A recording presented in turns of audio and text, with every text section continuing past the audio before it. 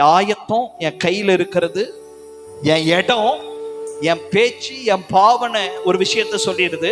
நான் உயிருள்ளவர்களுக்கு மத்தியில இருக்கிறேன்னா மரித்தோர் மத்தியில இருக்கிறேன். ஆபிரகாம் 22 தன் பிள்ளைய கூட்டு போகும்போது சொல்லுகிறார், நீ இங்க இரு, நானும் என் குமாரனும் போய் ஆராதித்துட்டு திரும்ப வருவோம். இவன் பேச்சு சொல்லுது, நான் உயிருள்ளவர்களுக்கு மத்தியில இருக்கிறேன்.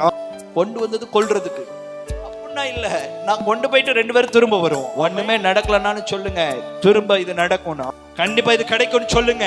நான் உயிருள்ளவரை ஆராதிக்கிறேன். கர்த்தர் கொடுத்தார், கர்த்தர் எடுத்தார்னு சொல்லலாம், ஏன்னா அவர் திரும்ப கொடுப்பார். அதனால தானே சொல்றேன், கர்த்தர் தான் கொடுத்தாருன்னா அவர் எடுக்கிறதுல தப்பு இல்ல. கொடுத்தது அவர்னா எனக்கு இன்னொரு நிச்சயம் வந்து திரும்ப கொடுப்பார். இனி உங்க ஆயத்தம் உங்க கையில இருக்கிறது, உங்களுடைய இடம், உங்க பாவனை, உங்க பேச்சு, நீங்க உயிருள்ளவர்களுக்கு மத்தியில தான் இருக்கிறீங்கிறத கர்த்தர் வெளிப்படுத்தட்டும். ஆமென்.